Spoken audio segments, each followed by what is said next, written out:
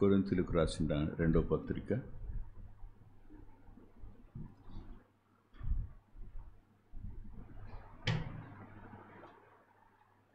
5వ అధ్యాయం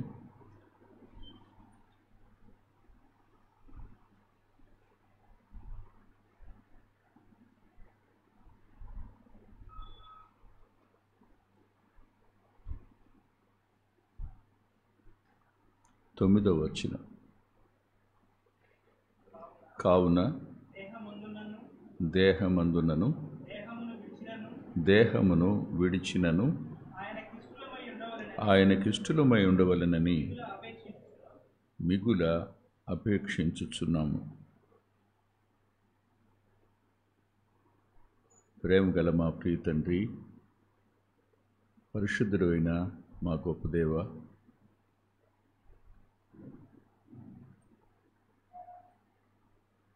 మా వ్యక్తిగత కుటుంబ జీవితాలు, మా సహవాస జీవితం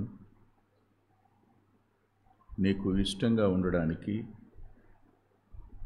గత కాలం నుండి మీరు అనుగ్రహిస్తూ వచ్చిన మీ లేఖనం కొరకై కృతజ్ఞత చెల్లిస్తున్నాను. మీ ప్రియకుమారుని నామంలో మీరు అనుగ్రహించిన పరిశుద్ధాత్మని కొరకు కృతజ్ఞత చెల్లిస్తున్నాను. నీ బోధకులు దాగి ఉండరని అనుగ్రహిస్తున్న ప్రతి విధమైన ఉపదేశం కొరకే కృతజ్ఞత చెల్లిస్తున్నాను. చాలినంతటి దేవుడు అని నిన్ను ఆరాధిస్తున్నాను. మీరు పరిశుద్ధులు, మీరు వెలుగై ఉన్నారు. మా జీవితాలను పరిశుద్ధంగా ఉండడం కోసం, మేము వెలుగుగా ఉండడం కోసం మీరు జీవమై ఉన్నారు, మమ్మను జీవింపచేశారు. సర్వకృపానిధి, మీరిచ్చిన ఈ గొప్ప భాగ్యం కొరకై ఏమిచ్చి నీ రుణాన్ని మేము తీర్చుకోగలం? ఎడ్లకు బదులుగా మా పెదాలు ఉన్నాయన్న మాట తప్ప మేము ఇవ్వగలిగింది ఏమీ కనిపించటం లేదు. అయినా మీరెక్కడా, మేమెక్కడా? మట్టి మానవులం మేము. భూమి మీద ఉన్నాం. దుమ్ము ధూళి, మనసంతా మలినం. మమ్మల్ని కడగడానికి మీ రక్తాన్ని, మమ్మల్ని పరిశుద్ధపరచడానికి నీ వాక్యోదకాన్ని, మీ ఆత్మను మీరు మాకు అనుగ్రహించినందుకు మరోసారి కృతజ్ఞత చెల్లిస్తూ, ప్రత్యేకంగా ఈ దిన ఆరాధనలో మీరు చేసిన మేలు కొరకై రుణస్థులమని చెప్తూ, మరోసారి మీ శరీరంలోనూ మీ రక్తంలోనూ పాలుపంపులు పొందడానికి మమ్మల్ని మేము పరిశీలించుకునే మంచి అవకాశాన్ని మాకిమ్మని, మాట్లాడుతున్న నీ దాసుని మీ ఆత్మచేత నింపి ఈ మా సమయాన్ని దీవెనగా మార్చండి. మీ కృపకే మమ్మల్ని అప్పగించుకుంటూ మీ సహాయాన్ని అర్థిస్తూ యేసుక్రీస్తు ప్రభువారి పేరట ప్రార్థిస్తున్నాం తండ్రి. ఆమేన్.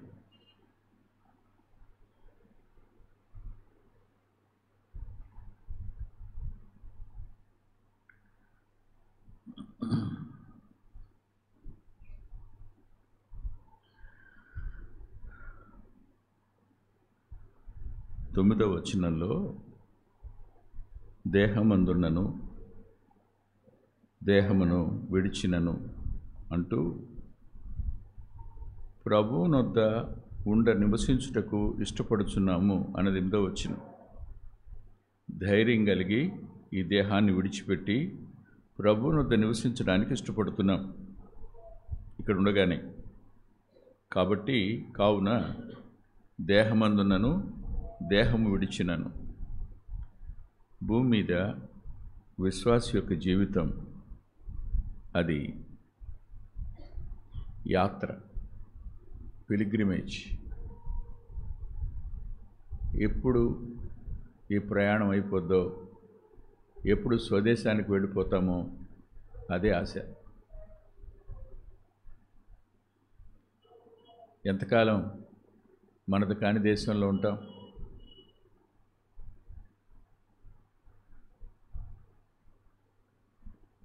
ఎంత సమయం మనకు సంబంధించని ప్రదేశంలో ప్రయాణం చేస్తూ ఉంటాం.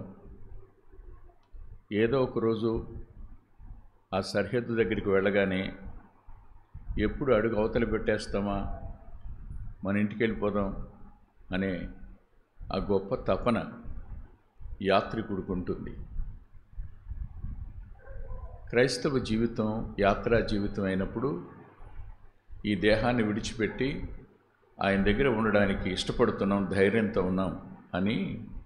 కావున ఆ రీజన్ చేత, ఆ కారణం చేత ఈ దేహంలో ఉన్న ఈ దేహాన్ని విడిచిపెట్టిన ప్రభువుకి ఇష్టలుగా ఉండడం, దాన్ని అపేక్షిస్తున్నాము అన్నాడు. దేహంలో దేవుణ్ణి ఎలా సంతోషపెట్టాలి, ఆయనకి ఇష్టలంగా ఎలా ఉండాలి, ఆయనకి ప్రీతికరంగా ఎలా ఉండాలి, గత కొన్ని వారాలు చెప్పుకున్నాం మనం. ఇప్పుడు ముందున్న ప్రశ్న ఏమిటంటే, ఈ దేహాన్ని విడిచిపెట్టిన తర్వాత ఆయనకి ఇష్టలంగా ఎలా ఉండాలి?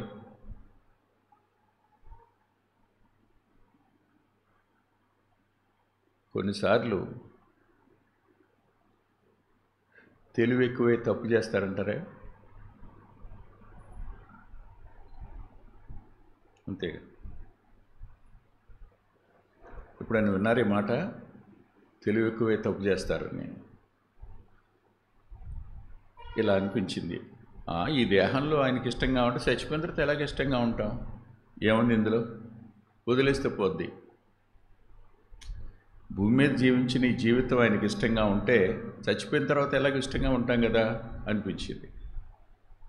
కానీ మళ్ళీ అనిపించింది, అలా అయినప్పుడు రాయాల్సిన అవసరం ఏముందని. అలా అయితే మళ్ళీ ఎందుకు స్పెసిఫిక్గా రాయాలి? అప్పుడు కాస్త డైలమాలో పడింది మనసు. విడిచిపెట్టిన తరువాత అక్కడ మనం దేవునికి ఇష్టలుగా ఉండడం అనే పదానికి దేవుని దృష్టిలో మనం ప్రీతికరమైన వారంగా, ఘనమైన వారంగా ఉండడం అనేది ఎలా? దానికోసం ధ్యానిస్తున్నప్పుడు నాకు 5 విషయాలు కనబడ్డాయి. ఇంకా చాలా ఉంటాయి, 5 విషయాలు కనబడ్డాయి. ఇవి చెప్తే మనకందరికీ తెలిసినవే, ఇదేమీ గొప్ప మర్మాలేం కావు. మనకి ఏదైతే తెలుసో వాటిని తిరిగి జ్ఞాపకం చేయడం మినహా ఇంకోటేం కాదు. ఆలోచించండి ఒకసారి. ఎవరు అక్కడ దేవునికి ఇష్టలుగా ఉండాలి అనుకుంటారో వారికి ఒక లక్షణం ఉండాలి. ఆ లక్షణం చూడండి. కొరింథీయులు రాసిన 2వ పత్రిక 4వ అధ్యాయం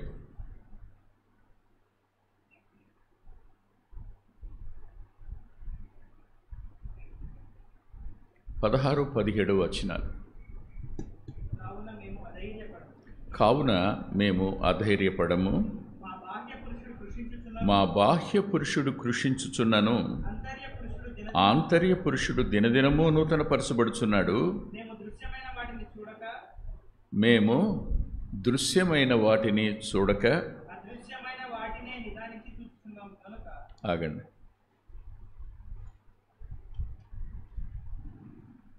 దృశ్యమైన వాటిని చూడక అదృశ్యమైన వాటిని నిదానించి చూచుచున్నాము గనుక ఈ దేహము విడిచిన తరువాత కూడా ఆయనకి ఇష్టలుగా ఉండాలి అన్నది మా లక్ష్యం.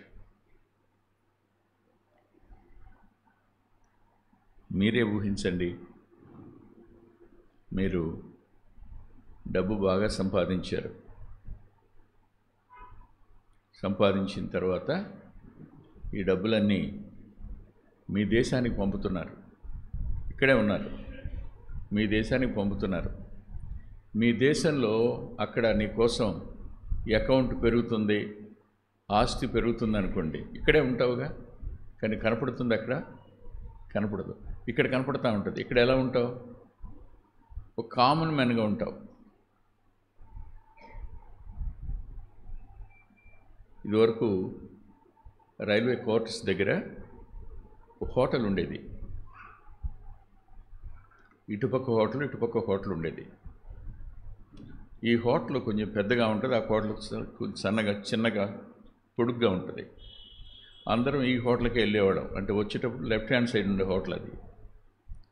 అక్కడ మలయాళీస్ ఉండేవాడు.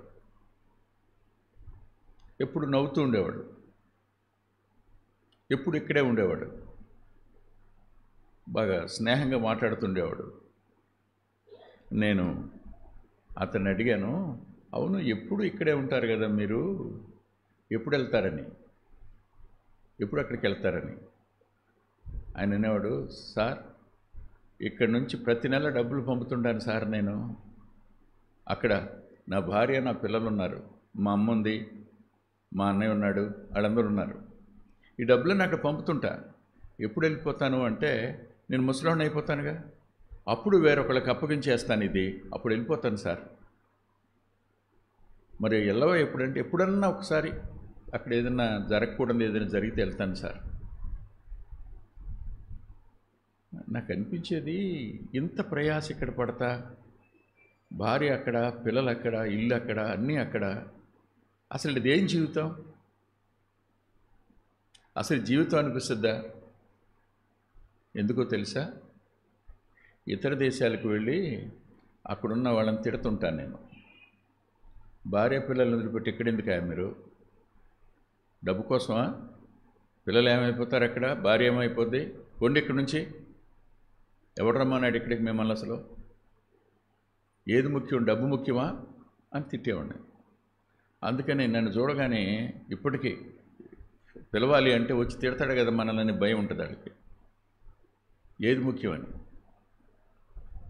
అయితే మనం ఇక్కడి నుంచి అక్కడికి అంత త్వరగా వెళ్ళలేం. మనకు టైం లిమిట్ ఉంది, ఎప్పుడో తెలీదు. రాత్రి ఆలోచించాను నేను, నా దినములు లెక్కించుట నేర్పు అనే మాట. నా దినములు లెక్కించుట నేర్పు. దేనికోసం? నా దినాల లెక్క నాకెందుకు? నేను ఇంకెంతకాలం కష్టపడి ఇక్కడ ఎంతకాలం కష్టపడి అక్కడికి నేను పంపాలి? అదృశ్యమైన వాటిని చూస్తూ ఉంటే నీ మనసులోకి ఒక ఆలోచన వస్తుంది. చూడండి, మత్తయి సువార్త 6వ అధ్యాయం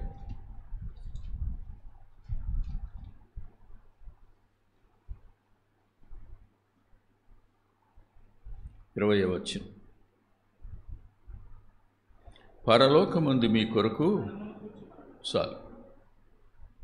అక్కడ మనం ఇష్టలుగా ప్రియులంగా ఉండాలి అంటే పరలోకంలో మనం డబ్బుని కూర్చుకోవాలి.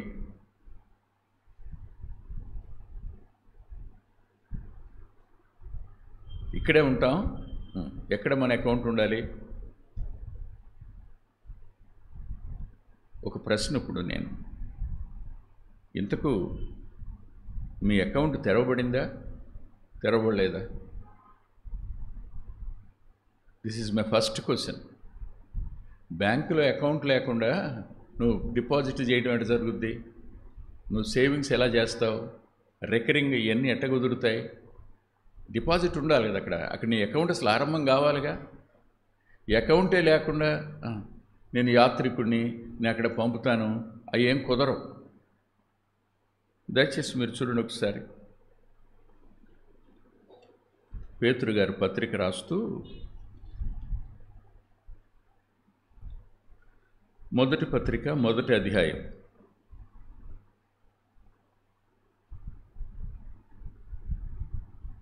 3-4 వచనాలను చదువుతున్నాను, శ్రద్ధగా వినండి.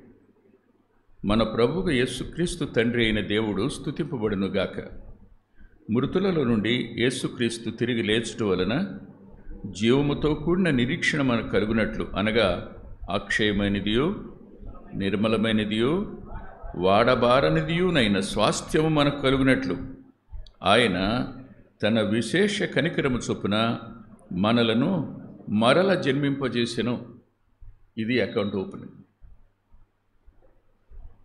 మారు మనసు పొందని వారికి పరలోకంలో అకౌంట్ లేదు.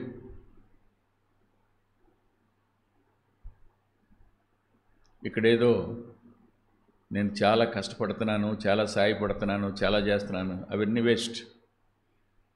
అకౌంట్ లేకుండా నేను బ్యాంకుకు పంపిస్తే ఏ అకౌంట్లో వేస్తారు నీకు? తిరిగి జన్మిస్తే కదా అక్షయమైంది, నిర్మలమైంది, వాడబారినదైన స్వాస్థ్యం ఒకటి ఉండాలిగా, అది లేదుగా. ఈరోజు మారు మనసు పొందిన వారితోనే మాట్లాడుతున్నాను. మారు మనసు పొందని వారితో మాట్లాడడంలా. జాగ్రత్త. ఎవరైతే మారు మనసు పొందలేదో దే ఆర్ ఇన్ డేంజర్, వారి ప్రమాదంలో ఉన్నారు. కన్ను మూసిన తరువాత అగ్నిలోకి వెళ్ళిపోతారు, అనుమానమేం లేదు. ఇక్కడ కన్ను మూయడం, అక్కడ కన్ను తెరవడం. కన్ను తెరిశాక మీ కళ్ళ ముందు ధనవంతుడే కనిపించాలి,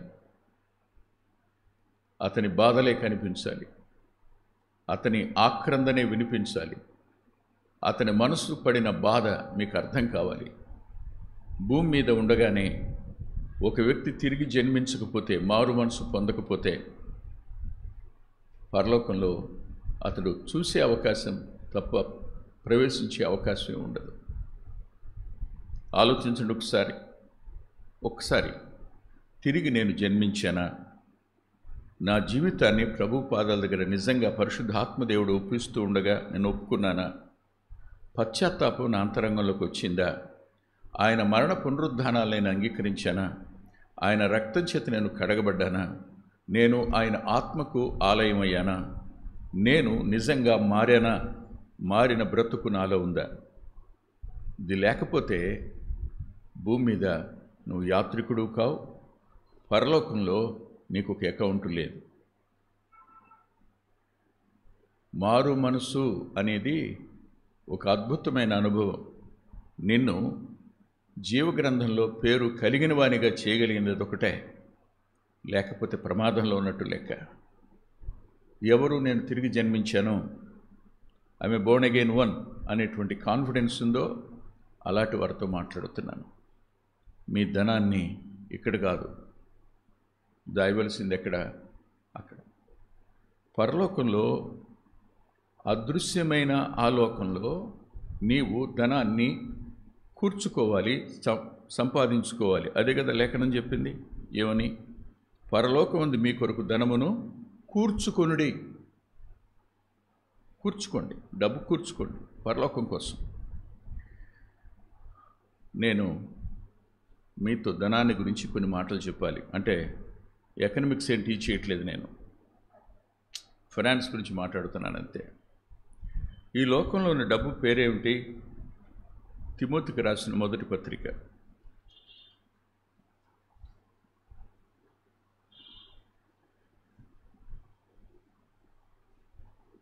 తిమోతికి రాసిన మొదటి పత్రిక 6వ అధ్యాయం 17వ వచనంలో ఇలా రాసింది.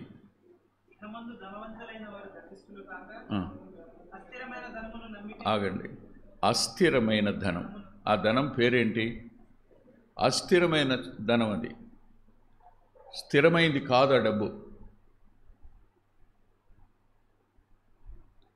These riches are not at all permanent. These are all purely temporary. ఇవి తాత్కాలికమైనవి, స్థిరమైనవి కావు. ఈ సొమ్ము స్థిరమైంది కాదే కాదు. ఆలోచించండి. మన మనసు అస్థిరమైన దాని మీద ఉన్నది అని అంటే మనం యాత్రికులంగా ఉండడంలో జారిపోయామని అర్థం. మనం అదృశ్యమైన ఆ లోకం వైపు మన కనుదృష్టి సారించలేదని అర్థం. మీకు గుర్తుందా? కొలసీ పత్రిక రాస్తూ పౌలు గారు ఓ అద్భుతమైన మాట రాశాడు. 3వ అధ్యాయం 1వ వచనంలోనే, మీరు క్రీస్తుతో కూడా లేపబడిన వారైతే పైనున్న వాటినే, తిరిగి జన్మించిన వారు అయితే మీ కనుదృష్టి ఎక్కడుండాలి? పైన ఉండాలి, అదృశ్యమైన వాటి వైపు ఉండాలి. మన కనుదృష్టి అదృశ్యమైన వాటిని చూడడంలా, దృశ్యమైన వాటిని మాత్రమే చూస్తుంది. కనిపించే వాటినే చూస్తుంది, వినిపించే వాటినే చూస్తుంది. అస్థిరమైంది. భారతదేశాన్ని వచ్చి జయించి దోచుకున్న వారిలో గజని ఒకడు. గజని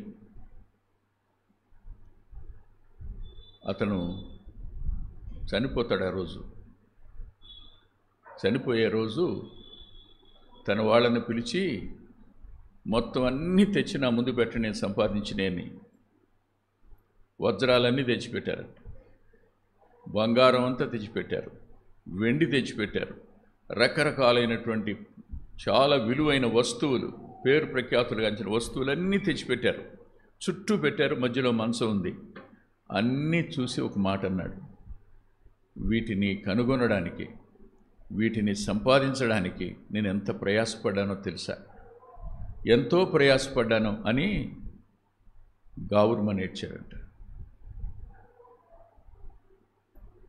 గావురుమని ఏడుస్తుంటే అందరూ అన్నారు, ఎందుకు ఏడుస్తున్నామని. ఇంకాసేపట్లో వీటన్నింటిని వదిలిపెట్టి వెళ్ళిపోబోతున్నాను, సావు సిద్ధమైంది, నేను చనిపోబోతున్నాను. ఇవన్నీ వీటి కోసం నా టైం ఎంత వేస్ట్ చేశాను, వీటి కోసమే నేను పోరాడింది, వీటి కోసమే ప్రయాసపడింది, వీటన్నిటిని నేను ఏం చేస్తాను? ఆలోచించండి. ఒకసారి నాతో పాటు ప్రసంగి గ్రంథానికి వస్తారా?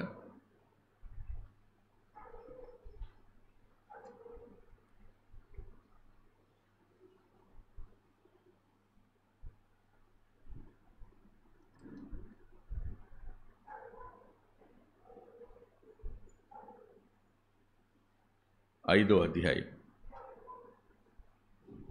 16వ వచనం.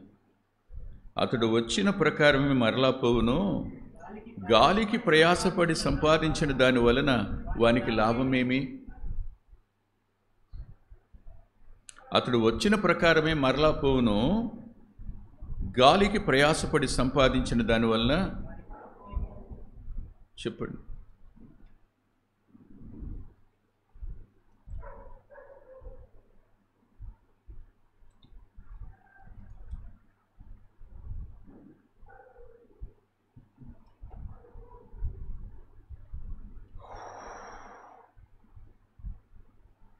ఈ ధనానికి ఉన్న పేరు అస్థిరమైన ధనం. నెంబర్ 1. నెంబర్ 2 చూడండి,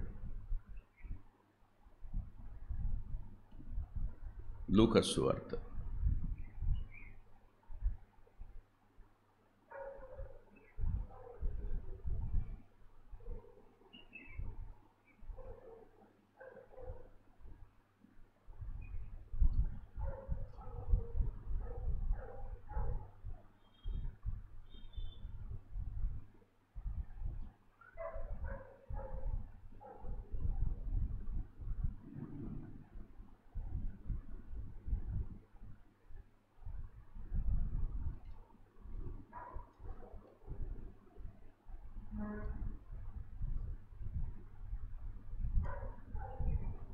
16వ అధ్యాయం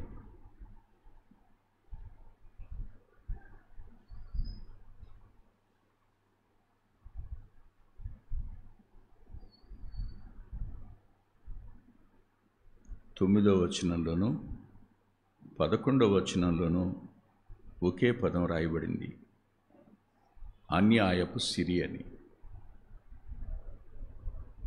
అన్యాయపు సిరి అని. ఆలోచించండి. ఈ మధ్యకాలంలో ఒకరు ఫోన్ చేశారు నాకు. ఫోన్ చేసి, అంకుల్, మరి అన్యాయంగా సంపాదిస్తే కదా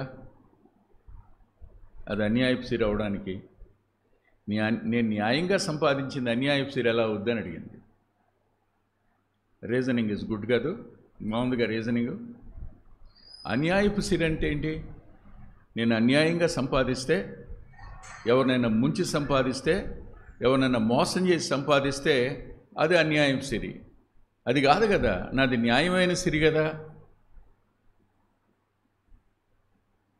దీని అర్థం ఏంటి? అన్యాయపు సిరి అంటే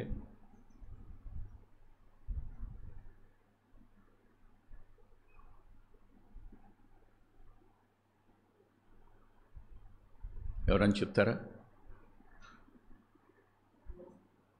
ఈ భూమి మీద ఉన్న ఐశ్వర్యం అంతటికీ పేరు పెట్టబడింది ఏంటంటే అన్యాయపు సిరి అని. ఒకటి అంటాను, ఇదంతా ఎవరిది? ఇదంతా ఎవరిది? దేవునిదేనా? కానీ అపవాది ఏమన్నాడు? ఇదంతా నాది అన్నాడు. ఎక్కడిది వాడికి? ఎక్కడిది? ఎక్కడిది? మనిషిని మోసం చేయటం ద్వారా కదా యాజమాన్యాన్ని బదిలీ చేసుకున్నాడు. మనిషిని ఓడించి కదూ కలిగిందంతా తను సొంతం చేసుకోగలిగాడు. అవునా? మరి సిరంతటికి ఏం పేరు పెట్టాలి? మాట్లాడండి. అవునా? అన్యాయమేనా? మాట్లాడరారా? అన్యాయం కదా? సమాధానం గారు ఇటు అటు చూస్తున్నారేంటో. సరే, ఇదంతా ఎవరు సంపాదించారు? చెప్పండి, ఎవరు సంపాదించారు? వెంకటరత్నమా? రేపు ఉండడం. అసలు ఎవరిది ఇది? ఇది ఎవరిది? మాట్లాడండి, ఎవరిది ఇది? కానీ ఎవరి పేరున్నది రిజిస్టర్ ఆఫీసులో? మాట్లాడరే.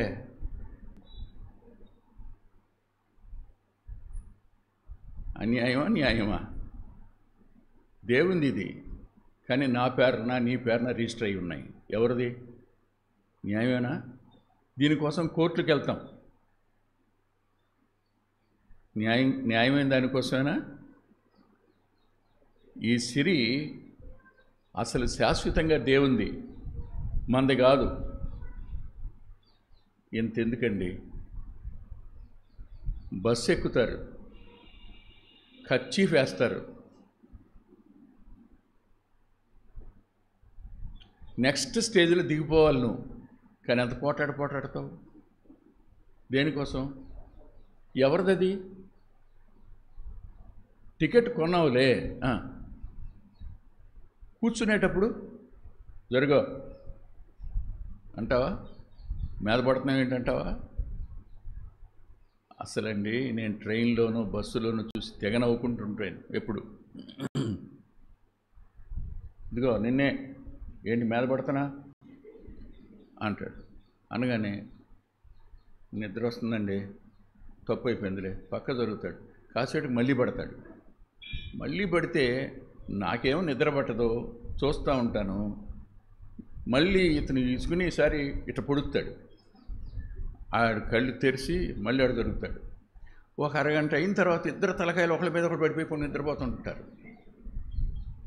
నాకు అనిపిస్తుంది, ఇందాకే పోటాడుకున్నారు వీళ్ళు కదా.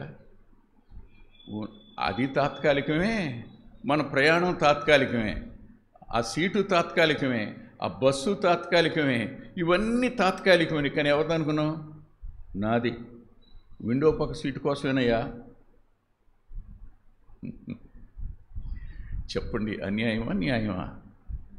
ఈ ఐశ్వర్యం యావత్తు అస్థిరమైంది, ఈ ఐశ్వర్యం యావత్తు అన్యాయమైంది. అవునా? వీటి ద్వారా మీరేం చేయాలి? ఈ తాత్కాలికమైనవి నాదయుండి మీది అనుకునే అన్యాయస్తులు మీరు. ఇది నాది కానీ మీది అనుకుంటారు మీరు. అయినా నేను ఒప్పుకుంటున్నా. దాంతోనే మీరేం చేయండి? అక్కడ డబ్బు సంపాదించండి, అక్కడ ఆస్తిపరులు గండి. ఎక్కడ? నీ శాశ్వతమైన ఉనికి పట్టుందే, మీ పరలోకపు తండ్రి ఎక్కడున్నాడు అక్కడ నువ్వు ఆస్తిని సమకూర్చుకో. నువ్వు ఆస్తిని సమకూర్చుకోగలిగితే అప్పుడు ఆ ధనం ఏమవుతుంది? ఆ ధనానికి మరి 2 పేర్లు చూపిస్తాను చూడండి. లూకా సువార్త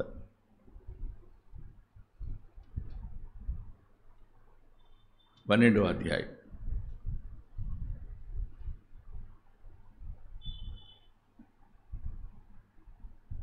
33వ వచనం, 32, 33 చదువుకుందాం. చిన్న మంద భయపడకుడి, మీకు రాజ్యము అనుగ్రహించుటకు మీ తండ్రికి ఇష్టమైనది మీకు కలిగిన వాటిని అమ్మి ధర్మం చేయుడి, పాతగిలని సంచులను. ఆగండి ఆగండి, ఆ ధనానికి ఉన్న పేరేంటి ఇప్పుడు? అక్షయమైనది. అక్షయమైనది అంటే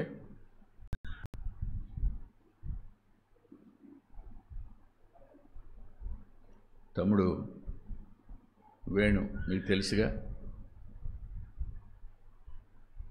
తమ్ముడు వేణు మీకు తెలుసు కదా, మన దగ్గర వస్తుంటాడు. ఈ ప్రక్కనే ఇల్లుంది, ఆయన కొండకి మున్సిపు గారు అబ్బాయి. అమ్మ నాకు తెలుసు. ఆమె చనిపోయే ముందు హాస్పిటల్లో ఉంది. ఆవిడ వెళ్ళిన తర్వాత చనిపోయిందిలేండి. వెళ్తుంటే, నా వేణు జాగ్రత్త నాన్న, వాని అక్క కానీ వాళ్ళ అక్కలు కానీ వాళ్ళ అన్న కానీ చూడరు, వాడిని నువ్వే చూడాలి నాన్న అంది. నేను తెల్లబోయా, నేను దిగుతున్నాను అంతే. అదేంటమ్మా అన్న. అంతే నాన్న, చూడరు, ఎవరు చూడరు అని చేతి చేయించుకుని పెట్టుకుంది. ఆ అమ్మ పేరు లక్ష్మి. ఆమె ఒకప్పుడు బాగా డబ్బు కలిగిన ఆమె, బాగా కలిగిన ఆమె. ఎంత డబ్బు కలిగిన ఆమె అంటే, ఆమె దాచిన డబ్బులు అంటుకుపోయి పెట్టేసి ఎంత పెట్టద్దో తెలవదు, పెట్టేసి తర్వాత పెట్టికి అంటుకుపోయి పొట్టు పొట్టుగా రాలిపోతాయి.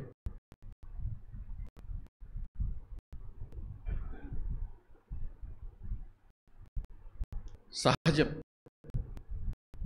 మీరు డబ్బులు ఓ 10 సంవత్సరాల తర్వాత బయటికి తీయండి, ఎలా ఉంటాయి అవి? నాణేలేమో తుప్పట్టిపోతాయి, ఇవేమో ఏమైపోతాయి? చెదబట్టేస్తాయి, పొట్టు పొట్టుగా అయిపోతాయి. ఇవి క్షయమైపోయేవి.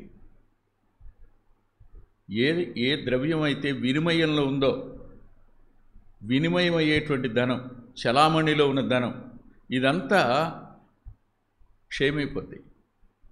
కానీ ఆ ధనం అక్షయమైంది.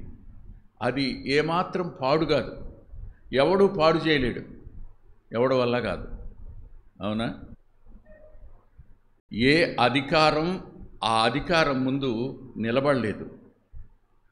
అక్షయమైన దాన్ని నువ్వు సంపాదించుకోవాలి, అస్థిరమైంది కాదు, అన్యాయమైంది కాదు. నేను మీకు ఒక సంఘాన్ని చూపిస్తాను, నాతో పాటు రండి.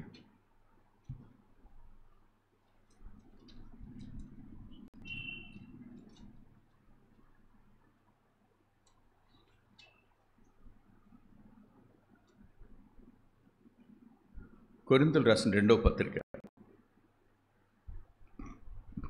8వ అధ్యాయం.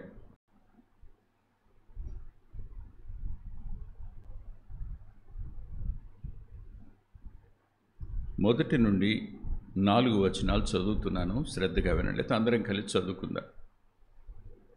కొరింథీయులు రాసిన 2వ పత్రిక 8వ అధ్యాయం మొదటి 4 వచనాలు. సహోదరులారా, మాసిదోనియా సంఘములకు అనుగ్రహింపబడిన దేవుని కృపను గురించి మీకు తెలియజేస్తున్నాము. ఎలాగనగా, వారు బహు శ్రమల వలన పరీక్షింపబడగా అత్యధికముగా సంతోషించిరి, మరియు వారు నిరుపేదలైనను వారి దాతృత్వము బహుగా విస్తరించెను.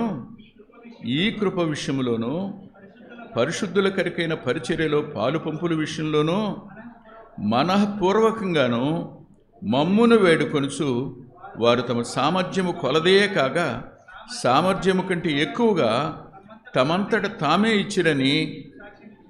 ఎవరు వీళ్ళు? Macedonian church is rich in the heaven.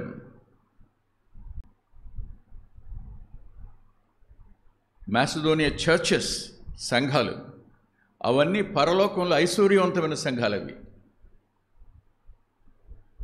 నేను విశ్వనాథ్ రాఘవయ్య గారి జీవితం రాస్తున్నప్పుడు బయలుదేరి నక్షత్ర నగర్ అనే ఊరు వెళ్ళాను.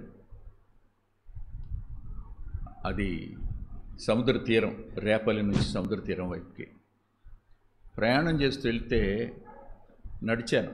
కారు ఉంది కానీ ఆ గ్రామంలో నడిచాను. ఆయన నడుస్తూ ఎండి చేపలు రొయ్యలు ఎక్కమాడో ఆ వీధుల్లో నేను తిరిగాను. ఆయన ఏ ఇంటికి వెళ్ళాడో ఆ ఇంటికి వెళ్ళి వాళ్ళతో మాట్లాడాను. అలా నడుస్తూ వెళ్ళేటప్పటికి వెర్టిగో ఎక్కువైంది. బాగా కళ్ళు తిరగడం ప్రారంభమైంది. ఓ ఇంటికి వెళ్ళాం. ఆయనకి చుట్టాలు వాళ్ళు, బాగా దగ్గర సంబంధం. వెళ్ళగానే నా కళ్ళు తిరుగుతున్నాయి. వాళ్ళు మంచం ఆ ఇంటి పక్కన, అది గవర్నమెంట్ వాళ్ళు ఇచ్చిన ఇల్లు, దాని పక్కన మంచం వేశారు, వేసింది. పండుకుని నిద్రపోయా. ఎంత నిద్రపోయానంటే చెప్పటానికి లేదు. ఇక ఒక 1 అవర్ సౌండ్ స్లీప్. ఈలోగా వాళ్ళు అన్నాలు అయి ఉండారు. లేచా. నాతో వచ్చిన వాళ్ళందరూ అయిపోయాక నా ఒక్కటి చూస్తున్నారు. నాకేం ఫీలింగ్ ఏమనిపించలా. భోంచేసిన తర్వాత కారు ఎక్కేటప్పుడు నిరుపేదల వాళ్ళు లోపల నుంచి ఇంత ఒక శంఖం గవ్వ పెద్ద తెచ్చి, అయ్యా పట్టుకెళ్ళండి అయ్యా అని ఇచ్చారు. నాకెందుకది తీసుకున్నా. ఇంకా లోపలికి పరిగెత్తుకెళ్ళి ఓ నక్షత్ర టాప్ ఒకటి తెచ్చారు. అయ్యా ఇది కూడా తీసుకెళ్ళండి అయ్యా. Giving is there nature. ఇప్పటికీ కింద షెల్ఫ్లో 2 కనపడతాయి. చూడగానే అనుకుంటాను, ఇచ్చే మనసు వీళ్ళది. దేవుడు ఇచ్చాడు, ఆయన పిల్లలకు ఇచ్చే మనసు ఉంటుంది. వారు తమ చేతిని బిగబట్టుకోలేరు. వాళ్ళని చూస్తే ఎంత ఆశ్చర్యమో. కారెక్కాక నాతో ఉన్నవాళ్ళు, ఎలా నిద్రపోగలిగారు ఎక్కడైనా మీరు అన్నారు. ఏమైందన్న? అస్సలు ఆ స్మెల్కి మేము ఉండలేకపోయాం, మీరు హాయిగా నిద్రపోయారు అని. నా కష్టం తెలియదు కదా వాళ్ళకి. నాకు వెంటనే గుర్తొచ్చింది, ఇలా అన్నాను. సరేనయ్యా, ఒక మాట అంటాను. యోహాన్ ఎవరు? ప్రియుడైన యోహాన్ ఎవరు? ఆయనేగా. ఎక్కడున్నాడు ఆయన? కాదా? ఆలోచించండి. అక్కడ తరతమ భేదాలు ఉండవు. వీళ్ళు నా వాళ్ళు, రేపొద్దున అక్కడ ఉంటారు నాతో పాటు. ఇదేది శాశ్వతమైంది కాదు, తాత్కాలికమైంది. అక్కడికి వెళ్ళిపోతాం, అక్కడ ఉంటాం. మనకంటే ముందు కొంతమంది వెళ్ళిపోయారు. They are waiting for us. మనం వెళ్తాం. అది శాశ్వతమైంది, అది మన ఇల్లు. అక్కడ స్థిరమైన ఆస్తి, అక్షయమైన ధనం కూర్చుకోవడం అనేది మన ముందున్న పని. అది కనిపించదు, ఆ అకౌంట్ కనిపించదు. ఆ అకౌంట్లో ఎంత ఉందో ఇప్పుడు అర్థం కాదు. నిత్యత్వానికి వెళ్ళిన తర్వాత ఖచ్చితంగా అకౌంట్ కనపడుద్ది. ఆ అకౌంట్లో డబ్బులు ఎన్ని ఉన్నాయో, ఎంత ఉన్నాయో మీరు భర్తకి తెలియకుండా దాస్తారుగా. ఆయన వెళ్ళిపోయిన తర్వాత తలుపులన్నీ వేసేసి, కిటికీలు కూడా వేసేసి, మెల్లగా తీసి, ఎందులో నుంచి చెప్పండి రా, ఎందులో తీస్తారు మీరు? చీర మడతల్లో నుంచి, దిండు గలేబుల్లో నుంచి, పోపుల డబ్బాలో నుంచి. అంతేనా? ఇంకా చెప్పనా? వద్దులకు తెలిసిపోతుంది, చెప్పను. భలే చక్కగా లెక్క పెట్టుకుంటారు కదా. లెక్క పెట్టుకుని అరే నేను కొంచెం అనుకున్నా, చాలా దాశ. అబ్బా ఎంత తృప్తి వస్తుందో తెలుసా మీకు? ఆ తృప్తి చెప్పడానికి లేదు, దాచిపెడతారు. మళ్ళీ దాచిపెడతారు చక్కగా. మళ్ళీ అసలు లేవు. నాకు ఆశ్చర్యం ఏంటంటే ఎట్ట మర్చిపోతారు? ఆయన అన్నాడు, నీ డబ్బు ఎక్కడ ఉంటుంది, నీ హృదయం ఎక్కడ ఉంటుందని. మరి ఆడవాళ్ళు పెట్టేసి దాచేసుకుంటారు, ఇక దాన్ని మర్చిపోతారు. నేను మా అమ్మనే అడిగా, అవునమ్మా, ఇప్పుడు 1,50,000 తీసిచ్చావు నీ బెడ్లో నుంచి, నాకు ఎట్ట దాచావని. అక్కడ పెట్టి మర్చిపోతాను నాన్న అంది. ఇది మా వల్ల అయితే ఎంత బాగుండు అనుకున్నా. మనకి జేబులో డబ్బులుంటే గీగుతున్నట్టుంటాయి ఇవి. అవి అయిపోయేదాకా నెమ్మది ఉండదు. ఇక దాన్ని ఖర్చు పెట్టేయాలి, ఇచ్చేయాలి, అంతే అయిపోవాలి. మరి వాళ్ళు ఎట్ట దాస్తారు నాకు అర్థం కాదు కదా. అవును, ధనం ఎక్కడ ఉంటుందో మనసు అక్కడ ఉండడం వల్ల మనం భూ సంబంధంగా ప్రవర్తించే అవకాశం ఉంది. నువ్వు సంపాదించినది నిత్యత్వం కొరకు ఖర్చు పెట్టడం కోసమే అనుకో, దాని మీద మనసు ఉండదు.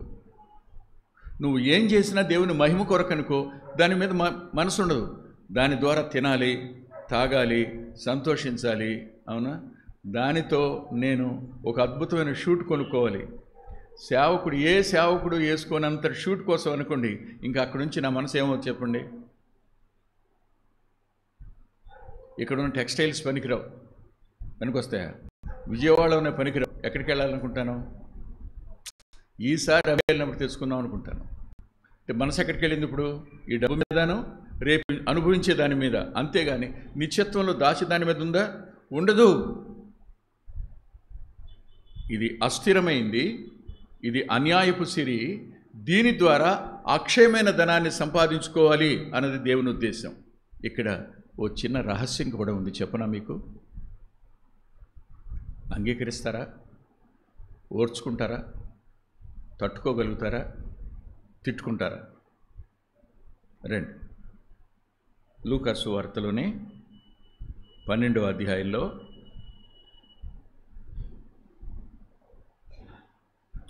క్షమించండి 16వ అధ్యాయంలో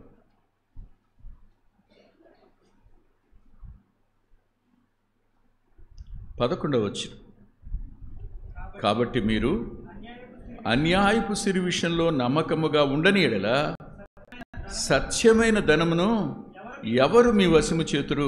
ఆగండి, ఇప్పుడు ఇక్కడ ధనాన్ని రెండుగా విభాగించాడు. మళ్ళా అన్యాయమైంది, సత్యమైంది. ప్రత్యక్షత కలిగి ఉండడం వేరు, ప్రత్యక్షత లేకపోవడం వేరు. ప్రత్యక్షత అంటే స్పష్టమైన అవగాహన దాని గురించి దేవుడిస్తాడు, అర్థమవుతుంది వాళ్ళకి. అందుకనే వాళ్ళు స్థిమితంగా ఉండగలరు, నిబ్బరంగా ఉండగలరు, దేవునికి అప్పగించుకోగలరు, ధైర్యంగా ఉండగలరు. ఆయన చేతులకు అప్పగించేసి హాయిగా కన్ను మూసి ప్రభు దగ్గరికి వెళ్ళిపోతారు. వాళ్ళ తర్వాత వాళ్ళ పిల్లల్ని దేవుడు అన్యాయం చేయడు. ఈ ధనం విషయంలో నమ్మకంగా ఉంటే సత్య సంబంధమైన ధనం. చాలామంది ఇలా అంటారు, వాడు మా తోటి వాడేనండి, కానీ మాకంటే బాగా వాక్యం చెప్తున్నాడు అంటారు. ఎవరిని గురించి? మా తోటి వాడేనండి, కానీ వాడికి ఎంత మంచి పేరు వచ్చిందో. మా తోటి వాడే కానీ అండి వాక్యం చెప్తుంటే ఎంత అద్భుతంగా ఉంటుందో. సత్సంబంధమైన ధనం అతనికి ఇచ్చాడు దేవుడు, మనం ఏం చేస్తాం? ఈ ధనానికి ఆ ధనానికి లింక్ ఉంది. ఇందులో నువ్వు నమ్మకంగా ఉంటే, కొంచెంలో నమ్మకంగా ఉంటే ఎక్కువ ఇస్తాడు. అస్థిరమైన అన్యాయపు సిరిలో నమ్మకంగా ఉంటే సత్సంబంధమైన డబ్బు ఇస్తాడు. ఏది శాశ్వతమైంది? ఆలోచించండి. రేపు ప్రొద్దున నిత్యత్వానికి వెళతాం. మనం వెళ్ళేటప్పుడు ప్రభు కనిపిస్తాడు. మనలో కూడా ఎవరు కనపడతారు? ప్రభువే కనపడతాడు. ఏ మేర కనపడతాడు? ఓ 10% అయినా కనపడతాడు మనలో. అయినా 2% కనపడితే గొప్ప సంగతి, 10% దాకా కాదు. రేపు కృప చొప్పున మనం ఆయన ఉన్నట్టుగా ఉంటాం, అది కృప.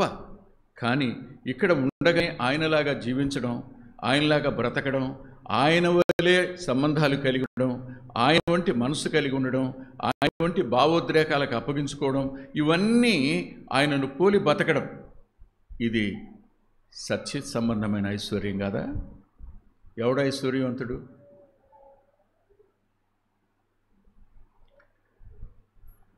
బుద్ధి జ్ఞానముల సర్వసంపదలు క్రీస్తేస్తునందు గుప్తమై ఉన్నాయి. ఏమున్నాయి ఆయనలో? మరి ఆయనలాగా బతికేవాళ్ళు ఏముంటాయి? రక్షించబడి సేవకు వచ్చిన తొలి దినాల్లో భక్తుల జీవితాలు నా దగ్గరికి నడిచి వచ్చేవి. ఆ జీవితాలు చదివి భలే ఇన్స్పైర్ అయ్యేవాడిని. అలా చదువుతున్న సమయంలో నాకు కొద్దిమంది జీవితాలు మామూలుగా కాదు, ఆఫ్రికా కంట్రీలో ఎవరూ తెలియని చోట, భాష రాని చోట అన్నం ఎలా దొరికింది వాళ్ళకి? తిమోతికి రాసిన మొదటి పత్రిక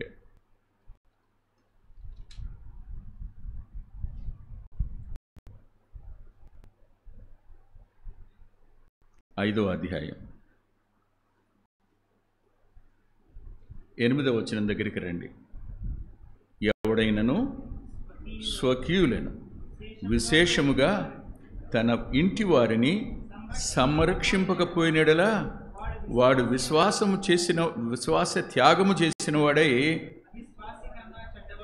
ఆగండి. అంటే డబ్బేమి సంపాదించొద్దు అని నేను ఇప్పటిదాకా చెప్పాను అనుకుంటున్నారా మీరు? సంపాదించకపోతే ఖర్చు పెడతావు, సంపాదించకపోతే ఎలా ఇస్తావు? ఏ విశ్వాసి అయినా తన కుటుంబాన్ని పోషించవలసిన బాధ్యత విశ్వాసిది. నేను పల్లెటూరులో చూస్తానండి, దే ఆర్ ఇన్ 80s, అయినా సరే they are going to agricultural land. పొలం దగ్గరికి వెళ్తారు వాళ్ళు, వెళ్ళి ఇంత గడ్డి కోసుకొని వస్తారు, ఇంతే కట్టుకొని వస్తారు. మొయ్యలేరు, కోస్తారు కష్టపడి, ఇంత గడ్డి మేటు మోసుకొస్తారు. వీళ్ళకేంటి అవసరం? ఖాళీగా లేను, ఐఎమ్ డూయింగ్ సంథింగ్, నేను కష్టపడుతున్నా. వాడు గుర్తుపెట్టుకోండి, కష్టపడడం అనేది రోష కారణం. కష్టపడి సంపాదించొద్దని చెప్పటంలా, న్యాయంగా సంపాదించండి, తప్పులేదు, సంపాదించండి. కానీ నీ కుటుంబాన్ని నువ్వు పోషించకపోతే నిత్యత్వంలో సిగ్గుపడవలసిన అవసరం ఉంటుంది. నీవు ఇక్కడ నీ వంతు బాధ్యత నిర్వర్తించకుండా, నేను ఇంకొక మాట కూడా చెప్తానని తిట్టుకోకండి. ఇవాళ క్రైస్తవ్యం వ్యాపారం అయిపోయింది. ప్రభువు నన్ను క్షమించునుగాక. ఏదైనా ఒక పని చేయాలి అనుకున్నప్పుడు భారం ఎవరి మీద వేసేస్తాం? పని భారం కాదు, ఆర్థికమైన భారం. తలకింత, ఉద్యోగస్తులకింత, పెన్షన్దారులకింత, కష్టపడే వాళ్ళకింత తేవాల్సిందే. ఏమండి, అప్పు చేసి దేవునికి ఇమ్మని చెప్పినవాడు ఎవడండి? మీరు మాట్లాడండి. మీకు బంగారం వద్దని నాకెందుకు బంగారం?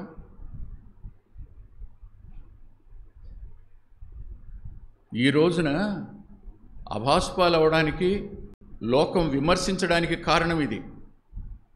నిలబడి మాట్లాడే ప్రతి వ్యక్తి మనసంతా డబ్బు మీద ఎట్ట సంపాదించాలని, వచ్చిన దాన్ని ఎట్ట ఖర్చు పెట్టాలో తనువు చేస్తూ ఉన్నాం. ఉన్నదాన్ని ఖర్చు పెట్టడం ఎలా అని. ఇంకా ఏం చేసుకుంటావు? ధనం దగ్గర సేవ అవహేళన పాలవుతుంది. ప్రమాదం ఇక్కడుంది. మనసు పెట్టి వినండి, దయచేసి వినండి. మీ వైపు మీరు చూసుకోండి. మీ ఫైనాన్షియల్ మ్యాటర్స్, ఫైనాన్షియల్ మేనేజ్మెంట్ విషయంలో జాగ్రత్తగా ఉండండి. ఒక్క మాట మాత్రం చెప్తాను. ఆ రోజు నేను విన్నది, బిల్లీ గ్రాహం గారు మీటింగ్ పెట్టారు. ఆ మీటింగ్లో బక్సింగ్ అన్నను ఆహ్వానించారు. ఆయన కూర్చున్నాడట.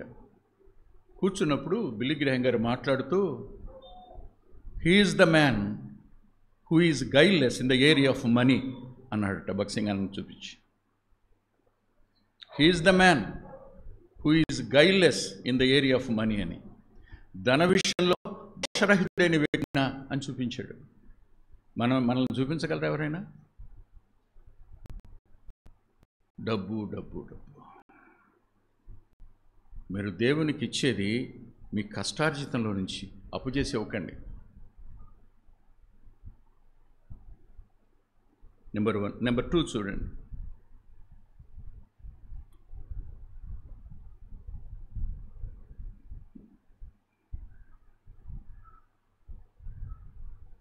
తిమోతికి రాసిన మొదటి పత్రిక 6వ అధ్యాయం 17వ వచనం. ఇహమందు ధనవంతులైన వారు గర్విష్ఠులు కాక, అస్థిరమైన ధనమందు నమ్మిక ఉంచక, సుఖముగా అనుభవించుటకు సమస్తమును మనకు ధారాళముగా దయచే దేవుని యందే నమ్మిక ఉంచుడని ఆజ్ఞాపించు. ఆగండి. ధనం వల్ల ఆత్మీయమైన ప్రమాదం ఉంటుంది. అది పెరుగుతున్న కొద్దీ నీలో నాలో గర్వం వచ్చే అవకాశం ఉంది. మనిషిని అహంకారిగా మార్చేది కనిపించే సొమ్ము. దేవుని మీద మనసుంచక డబ్బు మీదే మనసుంచే పరిస్థితులు వచ్చేస్తాయి. అందుకని ప్రభు అన్నాడు, జాగ్రత్త, నాకును సిరికిని మీరు దాసులుగా ఉండలేరు అని చెప్పాడు. దేవుని స్థానంలోనికి సిరి వచ్చి కూర్చుంటుంది. అందుకనే అరే ఎలా సంపాదించావని ఎవడు అడగడరా, ఎంత సంపాదించావని అడుగుతారా. భూమి మీద అడగకపోవచ్చు తమ్ముడు, పరలోకం అడుగుద్ది. ఖచ్చితంగా పరలోకం అడుగుతుంది. జ్ఞాపకం పెట్టుకోండి, దేవుడు నీ చేతికి డబ్బు ఇచ్చాడు అని అంటే దానివల్ల నువ్వు గర్విష్ఠు అవ్వాలని కాదు దాని ఉద్దేశం. నీవు దాని మీద నమ్మిక ఉంచకూడదని. ఏమండి, ఒక మాట, లక్షలు సంపాదించిన వ్యక్తి హాస్పిటల్ చుట్టూ తిరిగి లక్షలన్నీ అయిపోయి ఇంటికి వచ్చిన తర్వాత పక్కింటి ఆవిడ చెప్పిందంటే, ఏంటమ్మా ఇన్నిసార్లు తిరుగుతున్నారంటే, ఫలానా. అయ్యయ్యో దానికి ఇన్ని తిరిగారా, మన వంటగదిలోనే ఉంటుందమ్మా, అది కొంచెం వేసి చూడండి అని. తగ్గిందంట. లక్షలు పోయినాయి. దేని మీద నమ్మకం ఉంచారు? డబ్బు మీద. సాయం చేయగలిగింది ఎవరు? మేలు చేయగలిగింది ఎవరు? పరిష్కరించగలిగింది ఎవరు? డబ్బు కాదు, దేవుడే. జ్ఞాపకం పెట్టుకోండి, అది వచ్చింది అన్నప్పుడు గర్వం రాకుండా జాగ్రత్త పడండి. గర్వం రాకుండా జాగ్రత్త పడాలి అనంటే దానికి ఒక ప్లాన్ మనకు ఉండాలి. దాన్ని మనం ఇలా ఖర్చు పెట్టాలి, దీనికోసం ఖర్చు పెట్టాలి, ఇదిగో ఈ అవసరతలో ఉన్న వారి కోసం ఖర్చు పెట్టాలని. ఈ మాట, ఒక చిన్న మాట మీకు చూపిస్తాను, కొంచెం నన్ను అపార్థం చేసుకోకుండా చూడండి. మార్కు సువార్త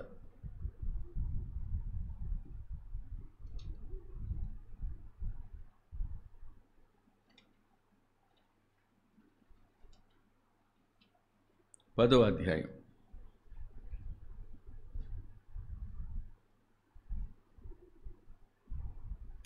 21వ వచనం.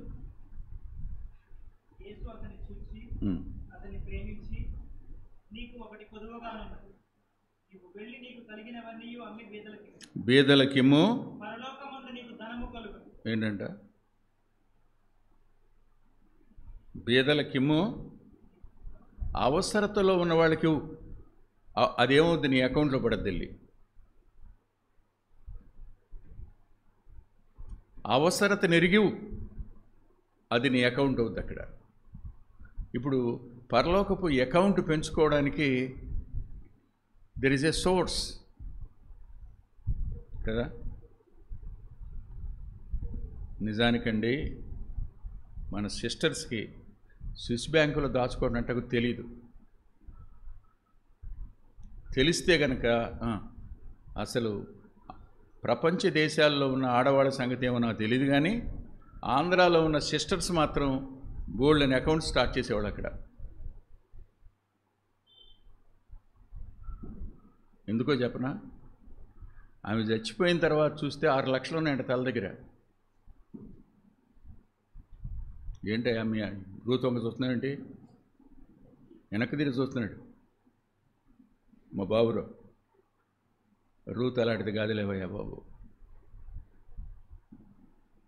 భర్త 10,000 కావాలి అంటే ఉండు మరి వెళ్ళి వడ్డీకి తీసుకొస్తానని తెస్తుందంటే వెళ్ళి ఈవెన్ డబ్బులే.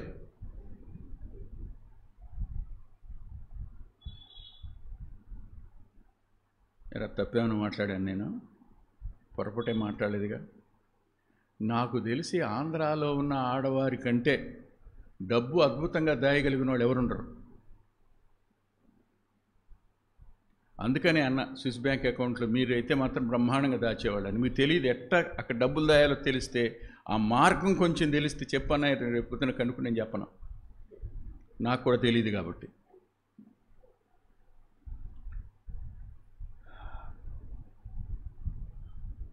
ధనం చెడ్డది కాదు, ధన వ్యామోహం చెడ్డది.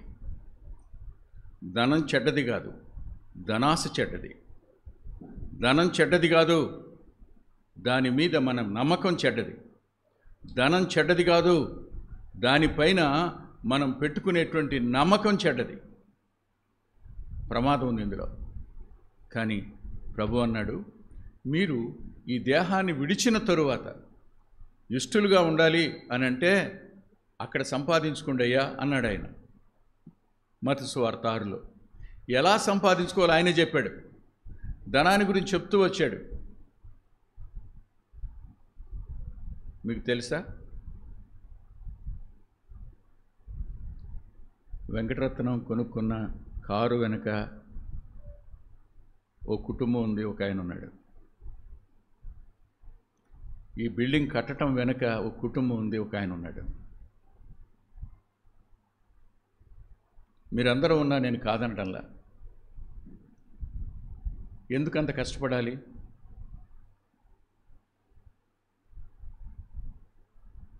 ఎందుకు ఆయన షూరిటీ పెట్టాలి? ఎందుకు ఎంత అవమానంగా గుండా వెళ్ళాలి? ఒకటే, దేవుని పని కాబట్టి. మనకు అర్థం కాదు. రేపొద్దున నిత్యత్వంలో ఎవరు ఐశ్వర్యవంతులుగా ఉంటారో మనకు అర్థం కాదు. ప్రస్తుతానికి అందరూ సమానంగానే కనిపిస్తాం. కానీ నిత్యత్వానికి వెళ్ళాక ఎవరు అత్యంత పేదలై ఉంటారో వాళ్ళు, మీరు ఊహించండి. ఆ రోజు ప్రభు కానుకలు పెట్టి దగ్గర నిలబడ్డాడు. నిలబడి ఒక మాట అన్నాడు, శిష్యులు రండి రండి అన్న. వాళ్ళు పరిగెత్తుకొచ్చారు. ముసలావిడ, విధవరాలు, పేదది, ఏమీ లేనిది, 2 నాణ్యాలు ఉన్నాయంట. ఆ 2 ఏం చేసింది? అందరికంటే ఎక్కువ వేసిందయ్యా అన్నాడు. అబ్బా, ఇప్పుడు పరలోకంలో రిచ్ ఎవరు? ఎవరు రిచ్? ఆమె. ఎవరి దృష్టిలో? దేవుని దృష్టిలో. గుర్తుపెట్టుకోండి, ఇతరులకు కనపడాలని కాదు, ఇతరులకు తెలియాలని కాదు. మనం చేసేది దేవుని కోసం, దేవుని మహిమ కోసం.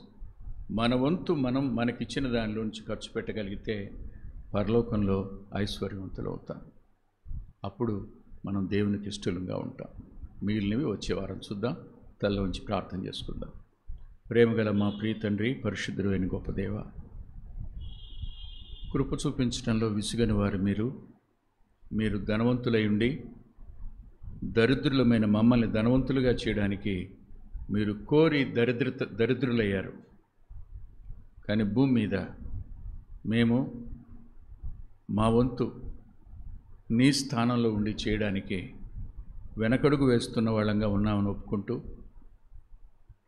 మీ శరీరంలోనూ మీ రక్తంలోనూ రొట్టె ద్రాక్షరసంలో పాలు పంపులు పొందుతూ ఉండగా ఈ విషయంలో మేము పశ్చాత్తాపడి దాని మీద మాకున్న మనసు, దాని విషయంలో మాకున్నటువంటి నమ్మకం, దాని మీద మాకున్న అపేక్ష, దాని మీద మాకు ఆశ, వ్యామోహం, వీటి విషయంలో పశ్చాత్తాపడి ఈ అస్థిరమైనది, అన్యాయమైన దాన్ని నీ పని కొరకు, ఇతరుల అవసరత కొరకు మీరు చిందించిన రక్తం, మీ మరణ పునరుద్ధానాల సువార్త కోసం ఖర్చు పెట్టి నిత్యత్వంలో స్నేహితుని సంపాదించుకునే కృపను కూడా ఇమ్మని యేసుక్రీస్తు ప్రభువారి పేరిట ప్రార్థిస్తున్నాం తండ్రి.